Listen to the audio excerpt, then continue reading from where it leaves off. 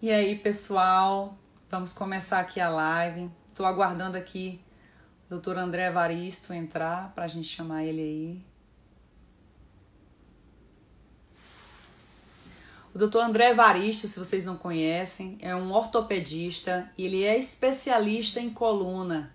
Então, o doutor André Evaristo, ele tem muita experiência com relação às cirurgias de coluna. Então, vamos aproveitar ele para tirar todas as dúvidas. Todos os pacientes aí que estão presentes, eu estou vendo aqui várias pessoas que acompanham, que já estavam na outra live, isso mesmo. Vamos aproveitar, vamos aguardar o doutor André Evaristo entrar e aí a gente já dá início à live. É bom que também dá tempo para as pessoas irem começando aí, entrando.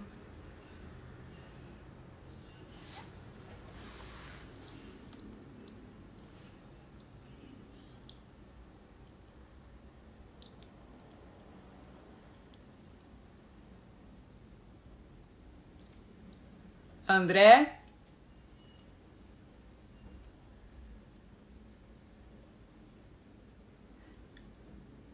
Vamos aguardar o doutor André Evaristo entrar.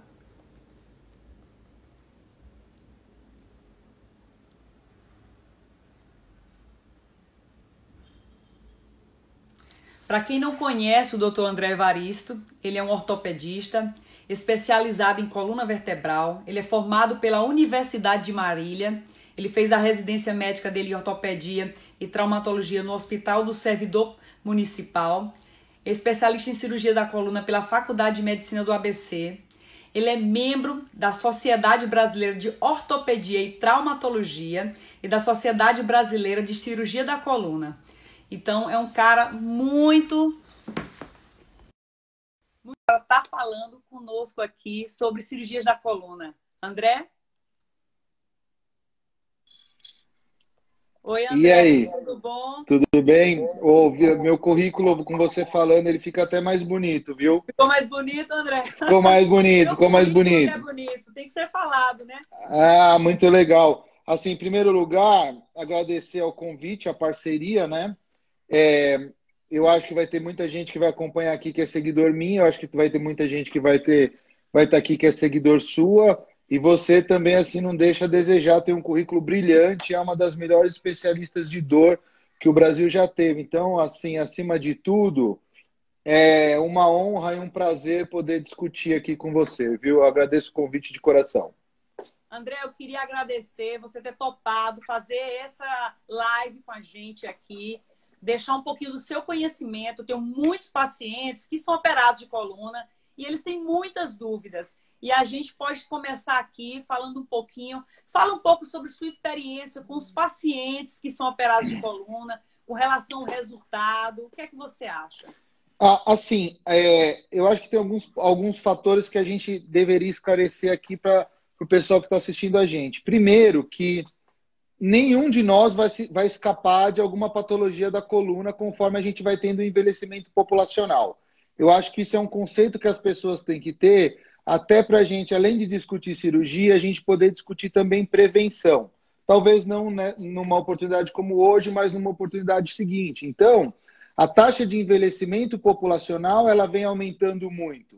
E a coluna ela é uma estrutura extremamente complexa que é responsável pela sustentação do corpo. Então, a gente tinha uma expectativa de 40 anos, passamos para 60, hoje a gente tem 80, 90 anos. Você também lida com um paciente idoso, a gente vê aí todo dia gente de 99, 100 anos, é uma rotina. Quando eu me formei, há 12 anos atrás, se você tinha um paciente de 90 anos, você lembra disso? O preceptor Exatamente. falava assim, ó, vem ver aqui, tem um vozinho de 90 anos. Hoje você recebe casal de idoso de 90, 100 anos que chega dirigindo. Então, assim, o envelhecimento populacional, ele vai trazer, sem dúvida, uma quantidade enorme de problemas na coluna e a gente, como população e como ser humano, vai ter que enfrentar isso. Dentro desse contexto de evolução da medicina, e das patologias de coluna, eu até estava discutindo isso com um paciente meu. Na década de 80 e de 90, a cirurgia de coluna era algo arcaico. A gente tinha princípios, a gente tinha assim uma boa ideia de como a coisa funcionaria, mas a gente não tinha tecnologia e a gente não tinha desenvolvido isso ao ponto de ter resultados satisfatórios. Então, a quantidade de pacientes que a gente tratava era muito menor e os resultados também eram muito mais pobres. Basicamente, de 10 anos para cá, aí sim a gente vem enfrentando, graças a Deus, uma total revolução nas técnicas, no desenvolvimento, no trabalho e nos resultados também. O que acontece, Catarina? O que acontece é o seguinte: uma parte da cirurgia de coluna ficou estigmatizada como, por exemplo, lepra. Então, assim, você ouve falar de lepra, já é uma coisa que apavora. E hoje ninguém morre de lepra. Você ouve falar de tuberculose, a pessoa fala, nossa, eu vou morrer. E a gente faz tratamento medicamentoso com 3 drogas por 4 meses, 6 meses, eu já não sei mais, que já é fora da minha especialidade. E também a gente trata todo mundo e a gente também já não tem mortalidade. Isso também aconteceu com a cirurgia da coluna. Durante muitos anos, a gente tratou só a desgraça e colheu resultados ruins. Então, isso ficou embutido dentro das pessoas, tá? Então, assim, uma das maneiras, um dos objetivos da gente estar aqui discutindo hoje é desmistificar isso e trazer essas pessoas para procurar atendimento médico, se tratarem, aceitarem o tratamento, porque o futuro é esse. Já eu devolvendo a sua pergunta, você como profissional especializada em dor, você também pega no seu dia a dia muitos resultados antigos que ficaram ruins. Então, a gente também não pode mentir essa realidade. Então, assim, as técnicas, né, André? As técnicas de cirurgia da coluna, elas evoluíram, né? A gente lembra que as antigas cirurgias usavam o que a gente chamava de amarrilha, né? Não sei se o pessoal sabe. As hastes sabe. de Harrington e os fios subliminares. Então tudo evoluiu, os parafusos estão cada vez mais modernos, as hastes são modernas, tem cage, né, pessoal? Cage são substitutos dos discos intervertebrais. Então, tudo foi evoluindo, as técnicas, o acesso, que é por onde o cirurgião vai acessar para poder realizar o procedimento. Isso fez com que a realidade dos pacientes fosse mudando. E também o cirurgião de coluna, ele foi aprimorando a técnica, né, André? Hoje vocês estudam muito mais, tem muito cursos hands-on, onde você vai para o exterior, aqui no Brasil, onde existe capacitação. Então, a gente pega bastante, André, pacientes que foram operados no passado, com técnicas mais rudimentares, e que a cirurgia falhou. E a gente até necessita de colocar eletrodos, né, para pacientes que desenvolveram a síndrome pós-laminectomia. Então, mas hoje, André, o que eu observo é que os pacientes que são operados com a indicação muito boa, eles têm resultados excelentes na cirurgia de coluna, né? Eu pego muito o pós, né, que é o paciente que o cirurgião de coluna encaminha para a gente dar um segmento. Então, a gente nota que as técnicas evoluíram e a cirurgia de coluna hoje tem o seu espaço e assim, chegou para ficar, né? Não tenho o que falar assim, sobre isso. Não tenho o que falar sobre isso. E assim, as pessoas têm que ter a noção que a gente opera a coluna só em casos extremos. É que os casos extremos são muitos. Mas, assim, uma patologia de coluna, da coluna cervical, pode deixar um paciente paraplégico, tetraplégico, ou com uma perda de hemiplegia, ou uma perda de movimento de braço. Um tumor ou uma lesão em coluna torácica pode perder os movimentos da cintura para baixo. A gente tem uma quantidade enorme de traumas de altíssima gravidade, como atropelamento, queda de altura, as lesões, metástase é muito frequente na coluna. A gente tem as hérnias de disco cervical, torácica e lombar, com as consequências. A gente tem paciente hoje com dor na coluna que você usa altas doses de morfina e metadona, que são medicações assim absurdamente fortes por potencial analgésico, e você não consegue tirar a dor desse doente. Então, assim, o primeiro conceito é: não se opera a coluna à toa. A decisão de se partir para um tratamento de cirurgia de coluna é uma decisão extrema e é o que a gente fala que é um big deal. Eu acho que essa é a primeira questão. A segunda questão é assim, como isso evoluiu? Eu peguei essa evolução.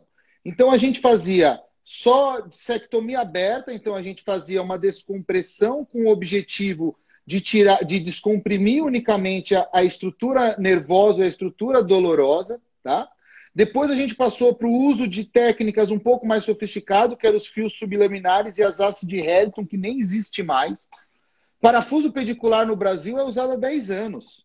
Cage, de maneira mais assim, real, em torno de 3 a 4 anos. A nossa equipe foi uma das primeiras equipes a desenvolver a via de acesso anterior, que a gente vai discutir mais para frente. Então, assim, a gente veio evoluindo, evoluindo, evoluindo, até que a gente chegou na artroplastia e nas técnicas mais modernas, que é o que a gente vai deixar como uma pincelada para o final. Outra coisa que a população tem que entender não é só a evolução do produto, é a evolução do profissional e do conhecimento do profissional. Então, assim, antes só se fazia dissectomia, por exemplo, para hérnia de disco. Logo que eu me formei, a gente fazia artrodese para todo mundo, porque a gente achava que era o melhor, porque a dissectomia não ia bem e tinha falhas. Quando a gente começou a fazer artrodese para todo mundo, a gente viu que a artrodese não era boa, que ela também tinha falhas. Aí a gente teve que chegar no meio termo, que é realmente definir o que é uma boa indicação para fazer uma dissectomia, o que é uma boa indicação para fazer uma artrodese e o que é uma boa indicação para fazer uma artroplastia. E a gente evoluiu a tal ponto que a gente chegou em você, que é neurocirurgiã funcional, que desenvolveu a neurofisiologia para tratar a dor crônica e o quadro residual de que a minha técnica cirúrgica não consegue resolver. Então, hoje eu vejo a neuromodulação como uma ferramenta importantíssima de resgate dos pacientes que não vão bem. Com a neuromodulação, eu consigo dizer para os meus pacientes, para o pessoal que me segue, e nas nossas discussões pessoais, que não existe doença de coluna que hoje a gente não consiga dar um bom resultado. Pode ser que eu tenha que fazer uma artrodese extensa e esse paciente vá para um neuromodulador? Pode, mas ele vai ter um bom resultado, ele vai ter uma melhora na qualidade de vida. André, tem uma pessoa que enviou uma pergunta aqui. Claro. É o Mal Marechal. Só um minutinho aqui. Tem várias perguntas já. Vamos lá, vamos começar. Boa noite. Tenho inversão da coluna cervical com hérnia em C4. Meu braço de madrugada fica dormente. Fiz tratamento com Etna, RPG e físio. Regrediu a hérnia e parou a dormência. Tenho que operar? Então, essa pergunta é fantástica. Então, assim, o que a gente tem que entender em relação aos problemas da coluna? Eu costumo colocar isso de uma maneira muito simples e eu acho que é bem fácil do pessoal pegar. Quando a gente fala de um problema de uma coluna, de uma hérnia de disco, de uma inversão de lordose, de uma questão assim, é uma patologia totalmente à parte. Então, assim, nós não estamos falando de um diabetes. O meu pâncreas não produz insulina. Eu reponho insulina e o problema está resolvido. Nós não estamos falando de uma pneumonia. Eu tenho uma bactéria comendo o meu pulmão, eu dou um antibiótico, mato a bactéria e o problema está resolvido. Nós estamos falando de uma doença mecânica. É uma estrutura mecânica que faliu, que deixou de funcionar. Dentro desse contexto, a gente tem que separar de uma maneira assim, bem simples. Assim, o segredo é você simplificar o complexo. Então, assim, de uma maneira bem simples, o que a gente tem que deixar é o seguinte: doenças da coluna grave existentes. São duas linhas de tratamento. Ou opera ou convive com a doença. É simples assim.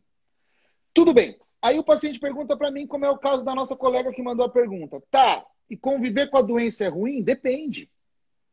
Olha, a minha hérnia regrediu, eu tenho pouca dor, o meu formigamento desapareceu, eu tenho uma qualidade de vida excelente, eu consigo praticar atividade física e eu evoluo super bem no meu dia a dia e esporadicamente eu tenho que tomar um remédio. Doutor André, você acha que tem que operar? De jeito nenhum. Tá certo? Não, a gente, em cirurgia de coluna, eu acho que isso é uma diferença entre os profissionais.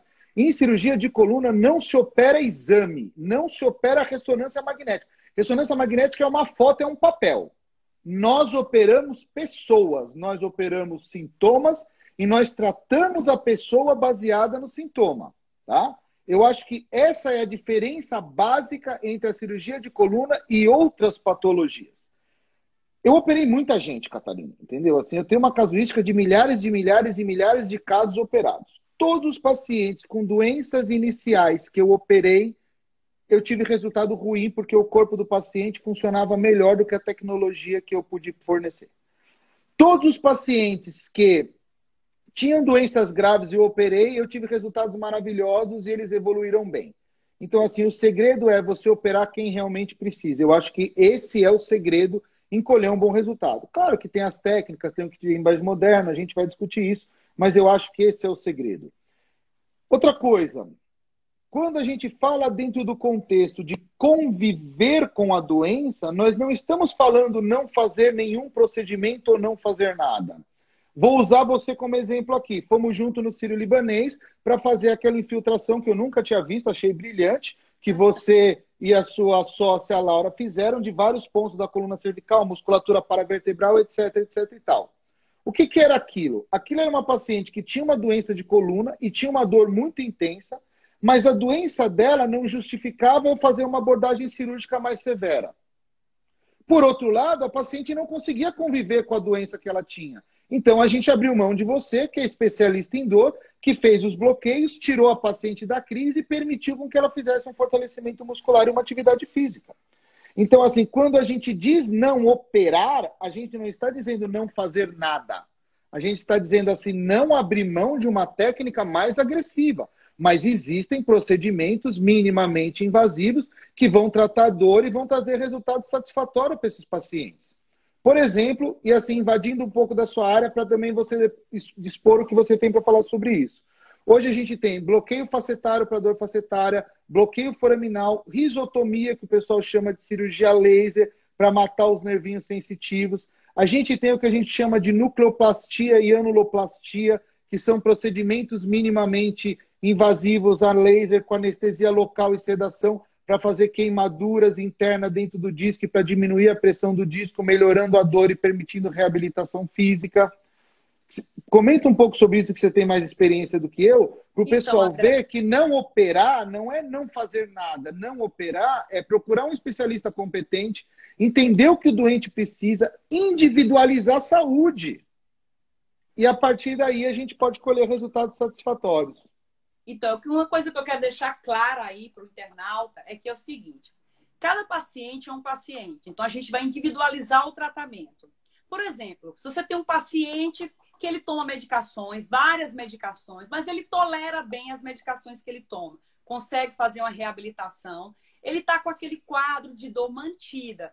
Então, assim, não existe necessidade de se fazer nenhum procedimento de intervenção e nenhuma cirurgia. Então, o tratamento, todo ele, qualquer que seja, é para tratar a dor do paciente, o quadro dele, ou evitar a progressão da doença a levar a déficit. Ok. Agora, eu tenho um paciente que a gente já tentou várias terapias medicamentosas e esse paciente ele não tolera a medicação, seja por efeitos colaterais ou por qualquer coisa que seja, dinheiro, às vezes não consegue comprar medicação, dificuldade de ter acesso, porque mora num lugar do interior. A gente parte para realizar ou procedimentos de intervenção, se estes forem acessíveis, que é o que o André falou, são as infiltrações, colocação de anestésico em regiões como nervos, que são as raízes lá da coluna vertebral, ou então os nervos periféricos, sejam eles quaisquer que sejam, né?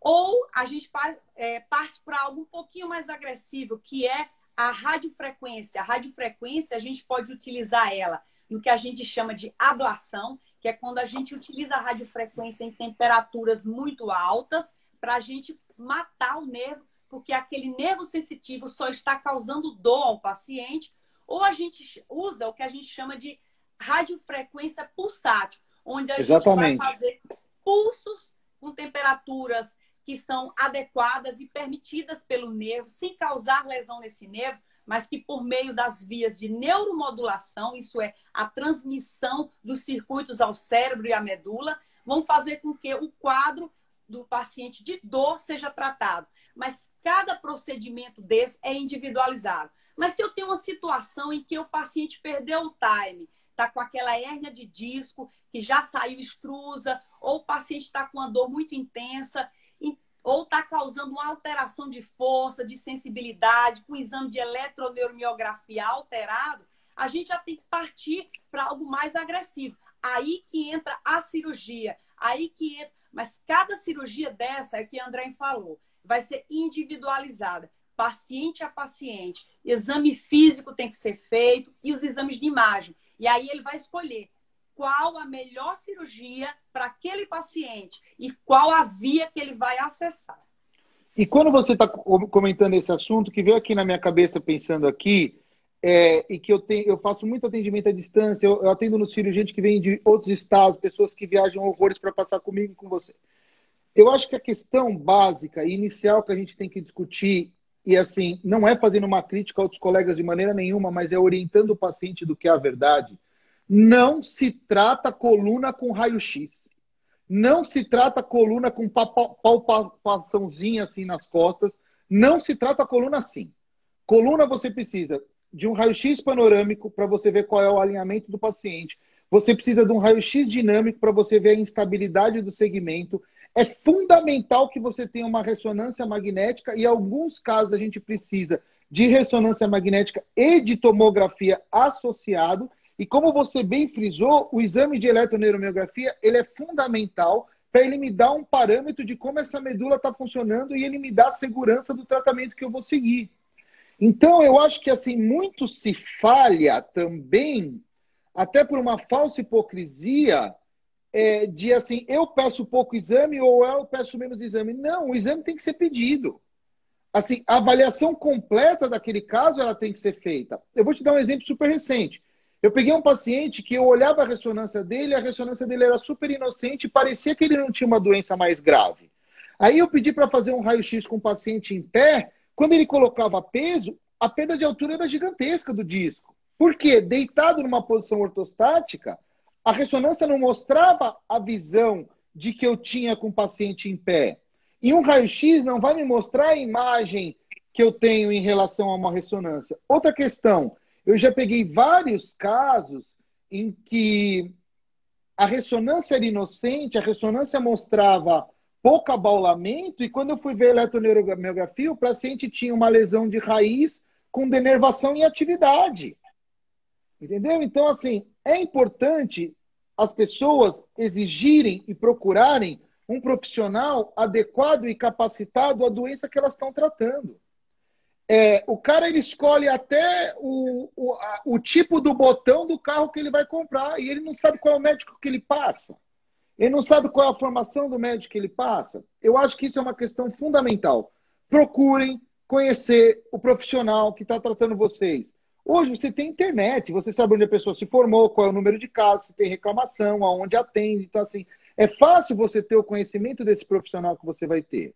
Outra coisa que eu nunca me ofendi, muito pelo contrário, e eu deixo como dica para as pessoas, se você tiver uma indicação cirúrgica, procura uma segunda opinião. Vou dar um exemplo real. Real mesmo. A minha filha, quando ela tinha 3 para 4 anos, ela precisava fazer uma cirurgia de amígdala e adenoide. Eu levei num colega meu que eu tinha total confiança. Ele falou assim, André, tem que operar a menina. Eu falei, tudo bem, doutor. Eu vou pensar, vou conversar com a minha esposa, tal, aquela coisa de conversa de paciente. E falei que voltava. Eu fui em outro colega. O outro colega falou, não, André, tá certo, tem que operar mesmo. Eu voltei no primeiro que eu confiava e bati o martelo, vamos fazer. Tá certo? Então, assim, nenhum médico capacitado ele vai se ofender com uma segunda opinião, muito pelo contrário. Porque se 2 médicos falarem a mesma coisa, ele está validando que a sua conduta é correta. Então, assim, eu deixo isso de dica. Procure uma segunda opinião. Procure saber qual é o profissional que está tratando você. Tá certo? Assim, a gente está falando aqui, Catarina, entre eu e você, que somos bem formados, que temos know-how, que temos experiência. Mas, assim, infelizmente, o mercado não é nós dois. Tá certo? Assim, eu vejo na minha prática assim, uma carência muito grande por parte da população de diagnóstico, de educação, de exames, entendeu? Assim, eu vejo uma população muito mal atendida, inclusive do ponto de vista humano. Então, assim, fica a dica para as pessoas que estão aí. Se vocês passarem num profissional e ele não tiver amor pelo que ele faz, por melhor tecnicamente que ele seja, assim, procure outro. Em relação, em se tratando das patologias da coluna, eu também acho muito importante a gente falar da questão da prevenção. Assim, a maior prevenção e o melhor tratamento que existe para as patologias da coluna é manter o índice de massa corpórea dentro do ideal e praticar atividade física regular de baixo impacto. É isso que vai trazer saúde, é isso que vai trazer longevidade, é isso que vai te trazer um bom resultado pós-operatório. Não é porque você vai operar que você não vai fazer atividade física. Não é porque você vai operar que você não vai fazer o controle do peso. Quando a gente fala de controle de peso, muita gente me conhece pessoalmente, muita gente não me conhece pessoalmente. Eu sou magro, entre aspas. O meu índice de massa corpórea, ele está muito próximo do normal. Eu não sou raquítico, eu não sou esquelético, eu brigo com a balança desde que eu me conheço por gente. Então, assim, quando a gente fala para o paciente que ele tem que emagrecer, não é ofensivo, tá certo? É uma questão de, assim, você tem que manter o peso dentro do normal para não sobrecarregar os seus discos e não sobrecarregar as suas articulações. Você tem que fazer atividade física regular, fora as inúmeras questões de aumentar a frequência cardíaca durante o exercício, desentupir as artérias, ajudar no controle do colesterol, ajudar no controle do peso, mas fortalecer essa musculatura que vai sustentar o seu corpo. Então, isso é o básico. Atividade física, controle do peso, controle da ansiedade, controle emocional, isso é o básico. Outra coisa, a gente tem visto assim grande número de pessoas que desenvolvem, e aí eu vou abrir o link para você falar, porque você tem muito mais experiência que eu sobre isso, e eu tenho visto isso na prática de maneira gritante, a questão de pessoas que confundem ansiedade com tensão muscular e dor com patologias mais graves. Cirurgia de coluna não vai tratar ansiedade. Cirurgia de coluna não vai tratar o nó que você tem no estômago e não resolve. Então, o acompanhamento multidisciplinar é extremamente importante, ainda mais na sociedade que a gente vive, em que a gente é bombardeado por informações e por questões de ansiedade, desgaste, emprego e esse tipo de coisa. Se você pudesse comentar um pouco disso, eu acho que ia ser excelente, Catarina. Então, André, vou só frisar uma coisa que você falou que eu acho interessante. Então, uma mensagem que eu quero deixar aqui é que assim, ó, não entregue sua coluna para qualquer pessoa. Tá? Só deixar essa mensagem e eu vou responder a tua pergunta. Então, todas as vias modulatórias para dor, todo modo geral, não só dor na coluna, elas têm uma interpretação cerebral em áreas do cérebro que estão relacionadas às emoções, né?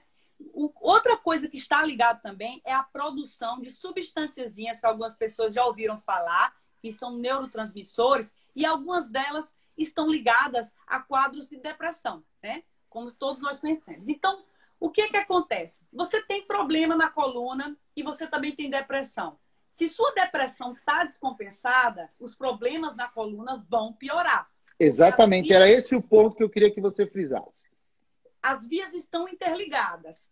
Eu costumo dizer assim, por exemplo, a paciente da fibro. Fibro tem uma mensagem bem legal, que é o seguinte: se a fibromialgia está descompensada, todos os outros quadros de dor irão descompensar. A fibro está ruim, a coluna vai piorar. A fibro está ruim, a dor de cabeça vai piorar.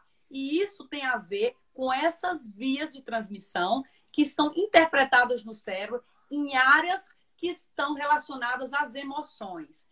Então, gente, se você não faz aquela terapia, não vai ao psiquiatra, não toma as suas medicações para você alcançar esse equilíbrio dos quadros depressivos ou outros quadros psiquiátricos, o quadro de dor não vai melhorar. Então, entenda que a coisa não é milagrosa, é terapia, é busca, e a gente também tem que se doar para isso. André, tem uma pergunta aqui bem legal, que é o seguinte. Que a gente vai responder na lata. Vamos lá. Espera aí que saiu da minha tela. Nossa, tem 1 milhão de perguntas aqui. Tem uma noite inteira, não se preocupe. Deixa eu ver aqui. Surgiu da tela, mas eu vou fazer uma outra aqui, ó. Postura, excesso de trabalho no computador, dirigir, são fatores que contribuem para quadros de dores na coluna? Sem dúvida nenhuma. Assim, isso daí talvez seja o mal. Isso daí talvez seja um dos males da sociedade moderna. Só para a pessoa. Alguém está perguntando se eu ainda luto karatê. Eu não luto karatê. Eu faço judô, muay thai, MMA e jiu-jitsu, mas karatê especificamente não. A questão é o seguinte. Qual que era a pergunta que eu me perdi aqui? Peraí, da postura. Peguei. Isso é importante. Peso no computador. Isso é super importante. O que as pessoas têm que ter como noção, do ponto de vista de biomecânica, é o seguinte. Você deitado de barriga para cima, a pressão no seu disco é 0. Você de pé, a pressão no seu disco é 1 vez o peso do seu corpo. Você sentado, como eu estou sentado aqui, e com o tronco um pouco fletido para frente para trabalhar no computador, você está colocando 2,5 vezes o peso do seu corpo em cima do seu disco. Você sentado na posição de dirigir, em que ela fica baixa e a perna fica mais levantada para você poder acionar a embreagem ou acelerador, a mesma coisa. 2,5 vezes a 3 vezes o peso do seu corpo e a pressão no seu disco. Então, a sociedade, a comunidade dos escritórios, com 8 horas sentado, você está sobrecarregando mais a sua coluna do que se você ficasse esse período em pé. Então, a resposta, de uma maneira simples e objetiva, é sim. Muitas horas sentadas, sem dúvida nenhuma, que assim aumentam muito, muito, muito os problemas da coluna. Por isso que algumas empresas colocam a questão de ergonometria, de ter alongamento, fisioterapia dentro da própria empresa, para que esse paciente consiga fazer esse alongamento e essa troca de atividade durante o dia. Muitas vezes, dependendo da rotina do profissional, ele não consegue fazer isso. Por isso que você tem que individualizar e discutir com esse doente. Tá bom, você não consegue fazer isso? Então você está sobrecarregando a estrutura do seu corpo e você não consegue fazer isso? Você tem que dar um contraponto. Você tem que fazer uma atividade física regular e um fortalecimento muscular 4 a 5 vezes por semana para que você tenha uma musculatura tão forte e tão fortalecida que você consiga suportar essa atividade física. Dentro desse contexto postural, a gente vai cair no pescoço de texto, que é a inversão da lordose cervical. É o mesmo conceito. Você parado aqui, eu estou simplificando porque a biomecânica é extremamente complexa, mas só a título de esclarecimento. Você está sentado aqui, você praticamente está apoiando o peso do corpo na sua estrutura. Você assim, 3,5 vezes, 4 vezes o peso da sua cabeça em cima do seu disco. Então, assim, horas e horas e horas numa postura ruim num celular vai trazer consequências a longo prazo. Quais são essas consequências hoje? Não sabemos. Mas temos observado e vários estudos mostram um aumento importante do número de hérnia de disco e patologias na coluna cervical. Eu vi uma pergunta que foi repetida várias vezes. Eu sei que você que está coordenando, porque você gosta de chefiar. Vontade, aqui é a casa você gosta de chefiar, mas eu vi assim várias perguntas falando a respeito de colete, tá? Não usem colete sem orientação médica. Ponto. Tá? A questão é o seguinte, eu tenho uma postura ruim, eu vou usar aquela órtese em 8 que vai deixar eu assim. Eu vou ficar com uma postura boa? Vai. Eu vou me sentir melhor e vai tirar minha dor muscular? Vai. Eu estou fazendo uma sobrecarga de coluna lombar. Eu vou usar aquela cinta que a gente chama de colete de put com aqueles ferrinhos atrás. Vai melhorar minha postura? Vai. Vai melhorar minha dor? Vai. Então por que eu não posso usar? É simples. Você vai deixar de usar a sua musculatura para se apoiar no colete. Você vai deixar de usar a sua musculatura para usar uma bengala. O que vai acontecer? 3 a 6 meses você vai ficar dependente do colete. Põe o colete, fica sem dor. Tira o colete, dói. Aí é 1, 2 anos de trabalho físico intenso para você conseguir deixar de ficar dependente desse colete. É o efeito academia. Então você começa a fazer academia. Aí trabalha aquela musculatura. Primeiro dia tá morto, morrendo de dor, porque a musculatura estava o quê? Parada, estava em desuso. Daqui a pouco você começa a fazer, faz algumas aulas, já não dói mais. O colete faz isso. Musculatura tá lá em desuso. Tira o colete, começa a usar, dói. Aí você, nossa senhora, eu não aguento ficar sem o colete. Põe de novo. Isso cria um ciclo vicioso, né? Isso cria um ciclo vicioso e isso é um dos problemas que a gente tem, porque a gente vê várias propagandas na mídia, várias propagandas de Instagram dizendo a solução do seu problema. Você tem aqueles colete elástico que insufla. Então, assim, não se tratem sem a opinião de um profissional. Assim, hoje você não tem desculpa para você não conseguir um profissional de saúde que atenda suas necessidades. Você só precisa dar o primeiro passo e ir atrás. Então, assim, eu acho que essa pergunta, sim, é extremamente fantástico, tá? Outra pergunta que eu tenho visto aqui é de pacientes com hérnia de disco e práticas de esportes de maior intensidade, como crossfit, rugby, esse tipo de coisa. Voltando no começo da nossa live lá atrás, não é porque você tem hérnia de disco que você é um incapaz, muito pelo contrário. Por outro lado, se você tem uma doença da coluna e você quer praticar uma atividade física, como o rugby, que o colega está colocando aqui, eu falo assim. Primeiro, eu preciso ver os seus exames e ver se você não tem uma doença grave que te incapacite de fazer essa atividade. Não, eu não tenho. Ótimo. Então você tem que mudar a sua mentalidade, mudar o seu mindset para você ser um atleta de alta performance. O que que significa isso? Você vai fazer abdominal, flexão, musculação, etc, etc, etc e tal, para preparar o seu corpo para você conseguir jogar o rugby que você gosta. Então, se você tiver um problema de coluna e você quiser desempenhar uma atividade física de alto impacto, de alta demanda, você pode fazer? Provavelmente sim, mas você vai ter que se preparar para isso. Outro conceito que eu gosto de trazer muito da questão da educação, e a gente voltando para aquele começo assim de se cirurgia de coluna é uma coisa boa de ser feita ou não, a questão é o seguinte: hoje, com a tecnologia que a gente tem, não sejam aleijados funcionais. Tá? A questão é, a gente tem aquela criança de ensino fundamental ruim. Tá? Aí você pega o parágrafo e dá para a criança ler. A criança lê palavra por palavra. Você termina de ler e fala o que você leu, ele não sabe. Ele não entende, ele não consegue formar o texto, mas ele lê palavra por palavra. Isso é o quê? É um analfabeto funcional. Ele sabe ler, mas ele não tem a função de leitura. Eu falo muito isso. Não seja um aleijado funcional. Seria o quê? Ah, e o que você faz? Nada. E você tem dor? Não. Tá. E se você fizer o mínimo, uma caminhada, uma corrida, ou não sei o quê, aí eu não aguento de dor, aí eu não faço. Então você é um aleijado funcional, você não faz nada. Então, assim, não seja um aleijado funcional. Nós temos como tratar você. Esse tratamento pode ser infiltração, esse tratamento pode ser uma microforaminectomia, esse tratamento pode ser uma intervenção endoscópica, esse tratamento pode ser a neuromodulação no quadro de síndrome pós-laminectomia, esse tratamento pode ser o que você faz muito bem, que é aquela epiduroscopia para tirar a fibrose em casos pós-cirúrgicos. O tratamento pode ser uma artrodese, mas existe tratamento para você desempenhar a sua função. Outra coisa, a coisa vem mudando de uma maneira extremamente rápida. Antigamente, a gente fazia artrodese de maneira convencional com parafuso e fixação posterolateral e destruição de toda a musculatura paravertebral. Eu resolvia o problema da lesão medular, eu salvava a lesão do paciente, mas eu trocava uma dor por outra. Trocava por uma coluna, uma musculatura completamente fibrosada, Lesada. cheio de miofascial, né?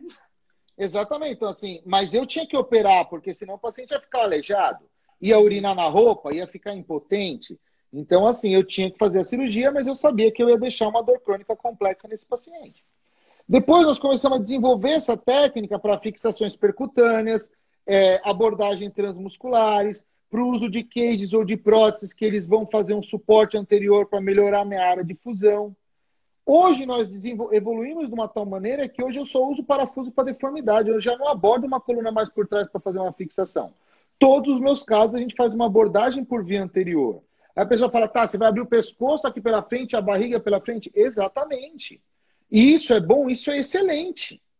Tá? Então, assim, só para o pessoal ter uma visão de anatomia, uma incisão anterior na coluna cervical, eu corto só a pele. Eu corto a pele, eu divulsiono o platisma com uma tesoura, eu nem leso ele, eu afasto esôfago e traqueia para um lado, os grandes vasos por outro, eu chego na coluna, só cortei a pele, o paciente não tem nem dor no pós-operatório. Eu vou abrir uma barriga pela frente, eu vou cortar a pele, eu vou fazer a disjunção da face no músculo aqui na lateral do abdômen, eu vou pegar todos aqueles órgãos abdominais, eu vou afastar pela lateral e eu vou acessar a coluna cortando só a pele. Assim, por isso que essa abordagem anterior ela é extremamente melhor, tanto para você fazer um implante de artroplastia, quanto para você fazer um implante de artrodese. Então, assim, a cirurgia de coluna e os resultados, eles vêm evoluindo de uma maneira cavalar. Hoje, André, sempre frisando, né, que o pós-operatório dos pacientes que são abordados pela frente, pela via anterior, inclusive ele é melhor, né?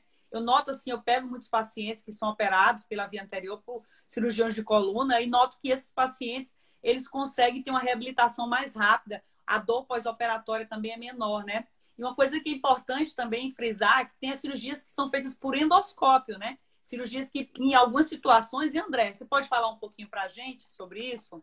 Assim, as cirurgias por endoscópio, as cirurgias descompressivas, em que eu tenho por objetivo apenas descomprimir o nervo da lesão, elas podem ser feitas ou de maneira tradicional aberta, ou elas podem ser feitas através do uso de um tubo mais o microscópio, ou elas podem ser feitas por endoscopia, ou seja, através de câmera, através de vídeo, tá?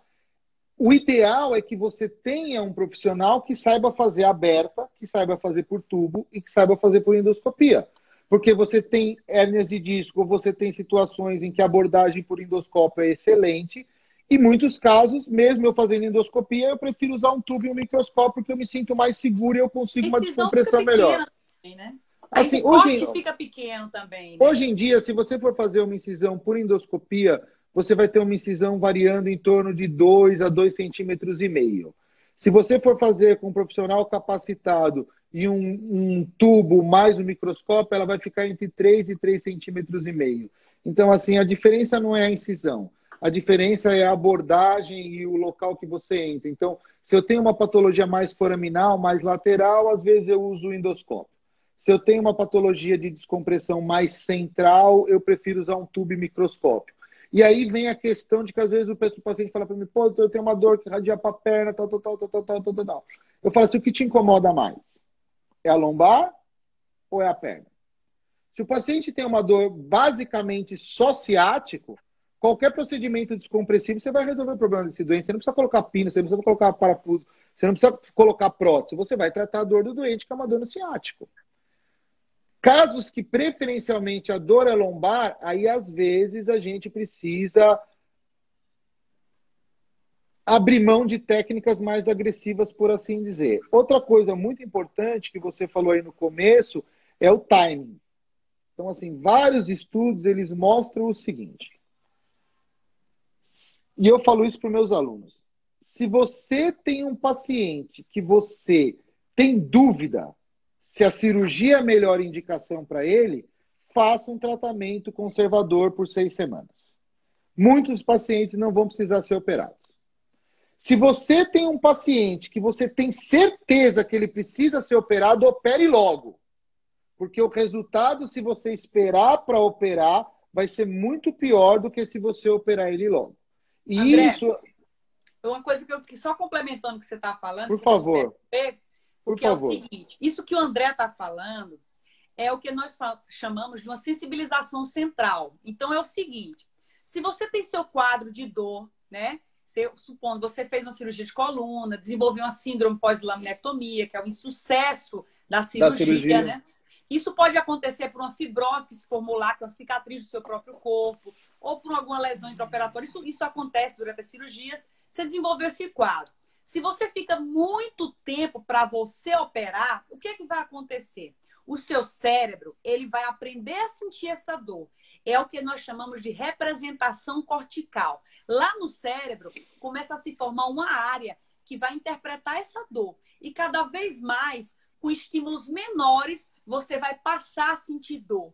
Isso acontece quando o quadro vai ficando muito crônico. Então, por exemplo, se você tem aquela hérnia de disco crônica, que você está muitos anos com ela, se o André vai lá, tira ela, ele vai ter um resultado que às vezes não é tão bom quanto aquele paciente que ele é operado um pouco mais agudo.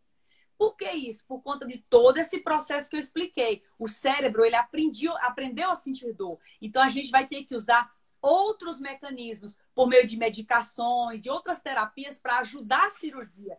Não sei se ficou claro, mas isso é, assim, importante. Esse tema é importante, a sua explicação foi brilhante, foi assim claríssima, e a questão é bem isso que você está falando. O organismo aprende a ter dor. Aí não é mais uma doença da coluna, é uma doença do neurônio, e neurônio não se trata com parafuso e prótese. Então, eu resolvo a estrutura, eu resolvo a ponte, mas a fiação está ruim. Aí é onde entra a Catarina, aí é onde entra a neuromodulação, aí é onde entra o tratamento de dor crônica. Outra coisa, assim, em especial para aquele público mais naturalista, para aquele público mais de idade, para aquele público mais machista, a gente ouve muito assim, eu não tomo remédio porque eu aguento a minha dor. Eu sou forte, eu não preciso de medicação. Isso é um absurdo. Assim, isso é um conceito que não existe mais hoje. Hoje eu tenho que tratar a doença e com a mesma agressividade que eu trato a doença, eu tenho que tratar a dor. Às vezes eu vou demorar 6 a 8 meses para tratar a doença com fortalecimento muscular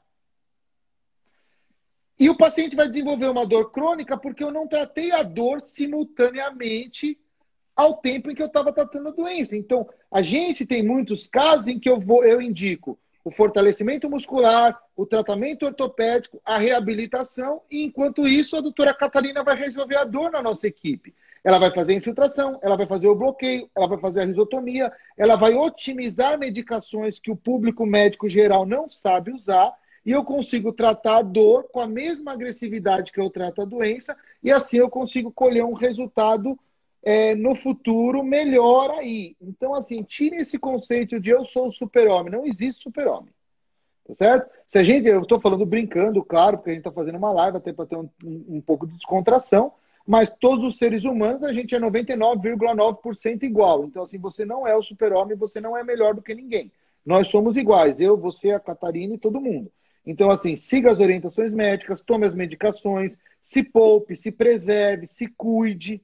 Tá certo? Trabalhe a sua parte emocional, aprenda a contar até 10, tá certo? Você pedir para um psicólogo te ajudar, você pedir para o seu cirurgião de coluna te encaminhar para um psiquiatra, você chorar porque você perdeu um parente, isso daí não é demérito para ninguém, tá certo? Muito pelo contrário, talvez seja a salvação para que você consiga aí um tratamento ou uma qualidade de vida melhor. Não é isso, Catarina? O que você acha? Exatamente, André. E assim, ninguém tem que sentir dor. Sentir dor, manter esse quadro persistentemente, ele vai entrar naquele circuito que eu expliquei, né? De a gente fazer aquela representação no cérebro da dor e aí com pouco nível de dor, com pouco estímulo, já vem a dor. Então a gente não tem que aguentar a dor, não tem que tolerar. Por isso que muitas vezes com medicação a gente deixa o que a gente chama de resgate, que é aquele remédio que você vai lá tomar quando a coisa aperta mais. André, tem uma pergunta que eu acho até um pouco preocupante, a gente tem que falar, que é uma pessoa, Claro. a Geice, falou assim, ó, quem tem problema na hérnia de disco, na coluna cervical e prende para fazer o xixi e necessidades fisiológicas. Acho que ela está chamando a atenção aí por alguma alteração que ela está sentindo. Assim, você precisa procurar um especialista com a maior urgência possível. Se a gente imaginar que o cérebro é a máquina, o cérebro é o que tem de mais importante, é o que tem de mais nobre. A medula é o que liga o cérebro ao corpo e daí saem todos os nervos. Qualquer lesão que você tiver na fiação, ela vai lesar daquela altura para baixo. Se você está na coluna cervical, a extensão do crânio, o cérebro assim descendo para o corpo, a continuação, a ligação entre o computador e o resto do corpo, e você tem uma compressão ao ponto de já estar alterando sintomas fisiológicos como urina, evacuação, marcha, é fundamental que você procure um especialista. E não é procurar um especialista no pronto-socorro para falar que tem uma dor para tomar uma injeção de Voltaren com Contrax. Isso daí não é medicina. Você tem que fazer um raio-x, uma ressonância, uma eletroneuromiografia e tem que ser avaliada por alguém que saiba, que entende e, acima de tudo, que se preocupe e se interesse pelo seu caso. Tá certo? Pode não ter relação nenhuma. Você pode estar com uma infecção urinária e ter uma hérnia de disco na cervical. Você pode ter uma bexiga solta e ter uma hérnia de disco na cervical. Você pode não ter nada na urina, ser uma impressão sua. Mas isso daí tem que ser ouvido, tem que ser levado em consideração e tem que ser avaliado e dado a devida importância. Aqui tem uma pergunta, ela perguntou várias vezes isso, eu vou frisar até para você responder, se a eletroneuromodulação, se ela é um tratamento temporário, Catarina. Então, a eletroneuromodulação, certo? O implante dos eletrodos medulares, para o pessoal entender, os chips que se colocam na coluna para o tratamento da dor, não é um tratamento temporário. O que a gente vem observando com a avançada tecnologia é que a gente vem modificando os estímulos que são feitos. Então, novos eletrodos estão sendo criados. Então, mesmo aqueles pacientes que utilizam da neuromodulação, que utilizam do eletrodo medular, com o tempo, a gente agora está conseguindo fazer estímulos diferentes com... como é que eu posso explicar? Então, a gente tem um estímulo tradicional que nós utilizamos e que o paciente sente aquele formigamento nos membros. Hoje, existem eletrodos mais modernos que a gente trata sem ter esse estímulo, que é o subestímulo. Então, há tecnologias mais modernas, que nós chamamos de burst. Essas tecnologias elas estão propiciando que pacientes que não tinham mais terapia com a estimulação medular, que já estava há muitos anos com ela, consigam ter. Então, com a modernidade, a gente está fazendo com que a longevidade dos implantes de eletrodo fique maior, né? Então, não sei se respondeu a pergunta, Eu mas acho que quer dizer respondeu que e não assim, é um estímulo temporário, né? eu queria complementar, porque assim, a gente tem muitos pacientes em que a gente salva a coluna, em que a gente salva a medula, em que a gente salva a função, e eu não consigo tirar toda a dor desse paciente. A Catarine vai, instala um chip na coluna, instala um neuromodulador e o paciente fica sem dor. Claro, existem pacientes que evoluem melhor, existem pacientes que evoluem pior com a neuroestimulação. Aqui é uma live, nós estamos batendo papo, nós estamos jogando informação. Isso daqui não é uma consulta médica, mas tem casos emocionantes de pacientes que gritam de dor, que choram de dor, e com uma microcirurgia super simples de colocar um neuroestimulador, o paciente volta a viver. Você liga a faces da pessoa, muda completamente. A pessoa fala, meu Deus do céu, eu quero viver assim. Tá certo? Então, assim, a neuromodulação, ela veio para ficar, ela é uma revolução no tratamento da dor, ela é uma revolução no tratamento de outras patologias. Então, assim, eu sou cirurgião de coluna, eu abro mão da neuromodulação para casos de dor crônica complexa de pacientes meus. A Catarine usa para outras indicações que eu acho importante a gente falar aqui. A gente tem indicação de neuromodulação para paciente com artrite reumatoide que não responde a tratamento. A gente tem indicação de neuromodulação para bexiga neurogênica, que são mulheres que o urologista já não resolve mais a perda de urina. A gente tem indicação de neuromodulação para tipos de dores excruciantes. A gente tem neuromodulação para lesões de trigêmeo, neuralgia de trigêmeo. A Catarine faz na cabeça das pessoas, gente. Você entendeu? A Catarine faz na cabeça das pessoas e pega pacientes que têm Parkinson e liga o negócio e para na hora o tremor.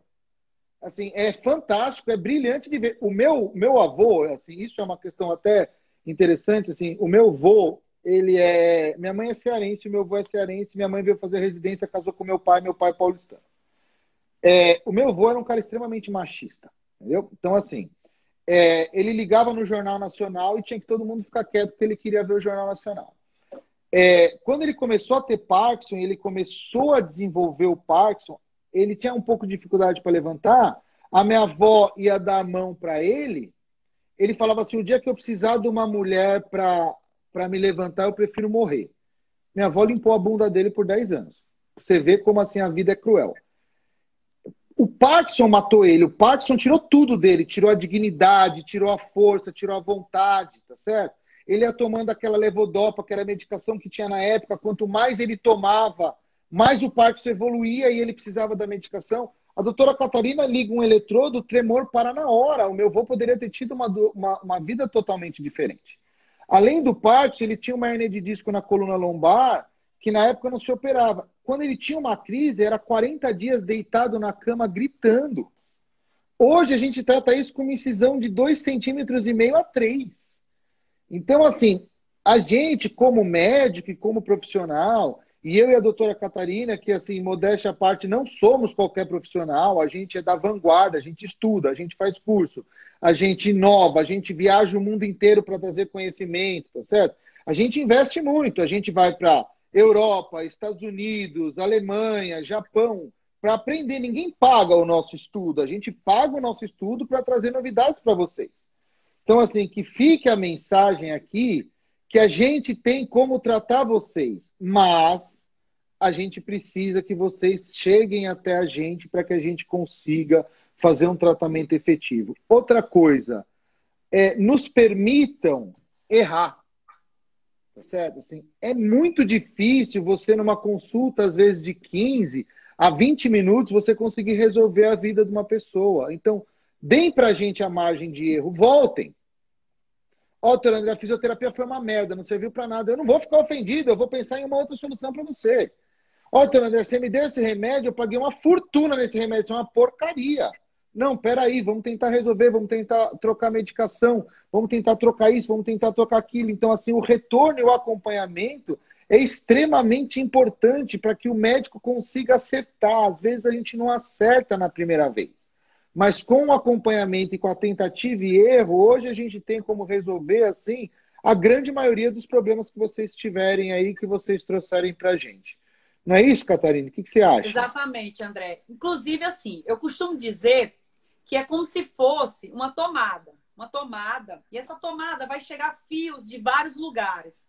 Assim é a dor. A dor tem a tomada ali. E, às vezes, o que está fazendo com que aquela tomada não funcione é um dos 1000 fios que existem. Então, dor, a gente trabalha por vias. São várias vias. Cada medicação vai agir num fio daquele. Vai agir em uma via daquela. Às vezes, aquela medicação não vai funcionar porque não era aquela via que estava alterada.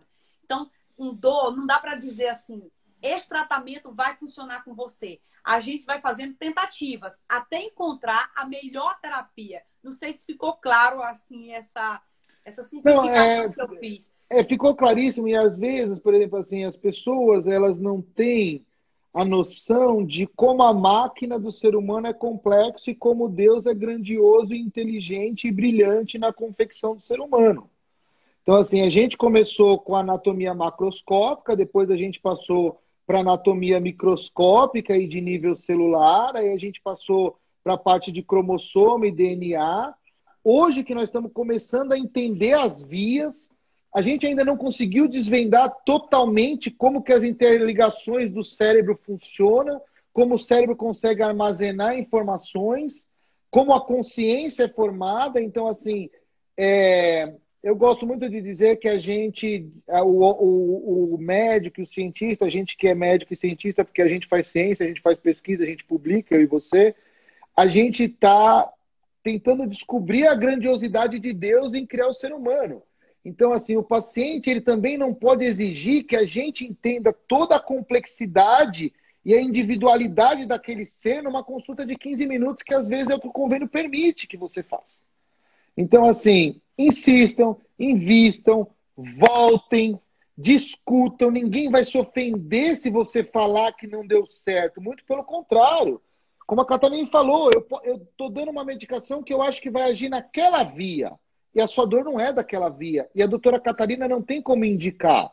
Ela escolhe aquela via porque aquela via é o mais comum. Mas talvez você não esteja dentro do mais comum. Então vocês precisam dar para a gente essa margem de erro, essa margem de adaptação do tratamento. Porque aí a gente, em conjunto, a gente consegue chegar num resultado bom aí. Tá? Teve muita gente que estava perguntando aí qual é o meu contato. Eu não vou deixar contato para vocês. Eu posso deixar o meu Instagram. É doutor.andrecoluna. Se vocês digitarem ou no Instagram ou no Facebook, doutor.andrecoluna, tem o meu Instagram, eu sigo a Catarine, a gente trabalha junto, a gente tem uma equipe, tá certo? A doutora Catarine faz parte da minha equipe e eu faço parte da equipe dela.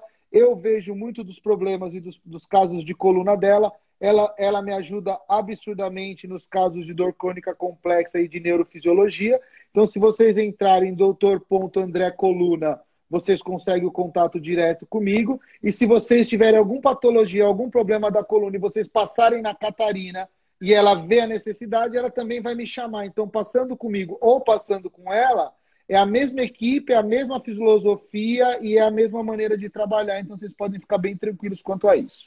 André, tem um tema aqui que alguém perguntou sobre cirurgia para escoliose. O que é que você pode falar? Qual é a sua experiência? Assim, a gente tem dois tipos, a gente tem vários tipos de escoliose, mas assim, de uma maneira simples, é o seguinte. Você tem a escoliose idiopática do adolescente, que é a criança ou adolescente que durante o desenvolvimento ele entorta. O resultado é brilhante, o resultado é fantástico, a gente consegue correções assim absurdamente agressivas, que se você olhar o pré e o pós, você não acredita que é a mesma pessoa com que a gente tem de tecnologia e de instrumental hoje. E a gente tem a escoliose degenerativa. O próprio nome diz, é um desvio causado pela degeneração, pelo envelhecimento, pela deformidade relacionada ao passar dos anos e às agressões.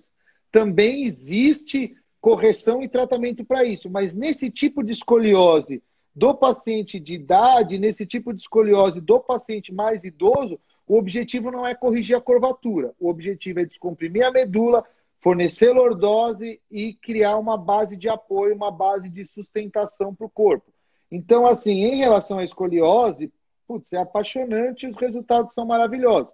tem que ver qual é o tipo de escoliose. Você tem também a escoliose neuromuscular, que a gente trata na CD, que é causada por um desequilíbrio muscular. Um lado puxa, o outro lado não puxa. Você tem a escoliose congênita, que são as malformações que nasceram, que a criança nasceu. Pessoal, eu acho que o Instagram que expulsou a gente.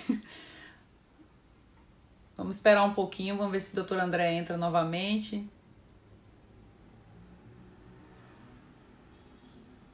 Acho que foi o Instagram que expulsou a gente. Calma que já já o doutor André tá voltando novamente, ele conclui o raciocínio.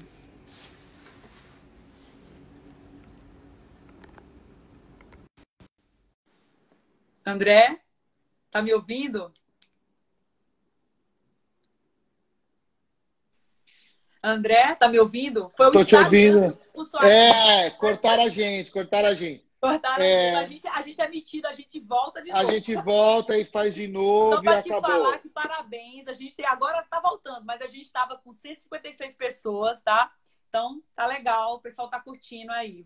Continua lá teu raciocínio, que tava muito bom. Então, assim, a gente tem escoliose neuromuscular, a gente tem escoliose, a gente tem, assim, vários tipos de alterações que podem causar deformidade.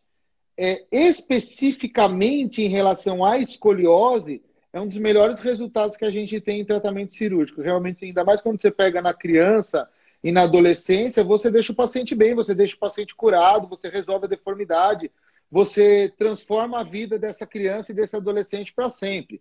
Eu tenho até um caso super engraçado que eu fiz uma escoliose numa menina de 13 anos, depois ela me chamou, algumas, na verdade, me chamaram para ser padrinho da formatura de 15 anos. Então, assim, eu já dancei algumas peças de 15 anos de padrinho, como se fosse o ator da Globo. Entendeu? Então, assim, realmente, o tratamento da escoliose, ele muda a vida da criança, ele muda a vida do adolescente. Então, assim, é fantástico e é gratificante. A gente está estourando o tempo aqui, até porque a gente tem que deixar, assim, um gostinho de quero mais, né? Senão o pessoal fica, assim, querendo demais. Então, a gente quer deixar, assim, um gostinho de quero mais. Eu queria agradecer aqui de novo, a Catarine, assim, não só como médica, tá certo? Assim, é uma pessoa fantástica, é uma pessoa excepcional. Ela é uma grande amiga, tanto minha, quanto da minha esposa, quanto dos meus filhos e quanto da família. Então, vocês que têm a sorte de ser atendidos e que têm ela como paciente, vocês têm sorte. Ela é uma pessoa extremamente competente e extremamente humana, tá certo? A gente programou de fazer essa live, de fazer essa discussão, assim, com toda a sinceridade do mundo. A gente não ganha para isso, isso não muda a nossa rotina, isso não muda o nosso atendimento, isso não muda o nosso ganho financeiro. O objetivo é único e exclusivamente de entreter vocês e de trazer informações de qualidade para que vocês até briguem pelos seus direitos, briguem por conhecimento, briguem por atendimento. Então, assim, de coração, Catarina, obrigado pela oportunidade de conversar aí com o seu público. Sinta-se à vontade quando você quiser escolher outros temas, quando você quiser que a gente discuta outras coisas, é só você me chamar, eu estou à sua disposição, tá bom? André, eu queria te agradecer. André é uma pessoa maravilhosa, um profissional excelente, que eu entrego minha coluna quando eu ficar mais velhinha. Vai ficar velhinha. Eu vou operar agora, porque minha coluna está maravilhosa. Mas é uma pessoa excepcional, é uma pessoa que você pode confiar. Os pacientes do Dr. André têm que ter orgulho de tê-lo como médico. E assim, a família dele é maravilhosa. Ele é um pai excepcional, só fala dessa família. Então, assim, eu acho minha que paixão. alguém que é assim, que é um bom marido, que é um bom pai, só pode ser um bom profissional. Então, assim, eu recomendo o André para todos os pacientes que precisam tratar a sua coluna. É um cirurgião que vai resolver seus problemas, ele vai buscar alternativas. Eu acho que essa live, ela chegou ao objetivo que a gente desejava, que é transmitir o conhecimento para vocês e desmistificar a cirurgia de coluna. Muita gente acha que vai ficar deficiente, que vai aleijar, e não é nada disso. As técnicas modernizaram e as pessoas se capacitaram. Doutor André é o exemplo disso, de alguém que se capacitou e que eu digo a vocês todos, pode confiar sua coluna nas mãos do doutor André. Obrigada a vocês todos que estão aqui. Obrigada, doutor André. Ô, Catarina, obrigado de coração. Deixa eu te interromper só para falar uma coisa. Você vai deixar a live por 24 horas no seu feed, no seu history? Vai. Como que você vai fazer? A outra Aí, já está e esse restinho aqui também vai ficar. tá, aí depois assim a gente combina, porque eu deixo no meu também, aí todo mundo pode ver você, e aí quem tiver dúvida e quiser assistir de novo, assiste. Quem quiser deixar perguntas para mim ou para a doutora Catarina, a gente demora, mas a gente responde. Não é isso aí? Exatamente. Tá bom, André. Obrigada e Obrigado, foi um todo prazer. mundo fica Obrigado com pelo convite. Deus. Um beijo, Tchau, um beijo, um beijo. tchau. Boa noite, gente. Boa noite. Obrigado.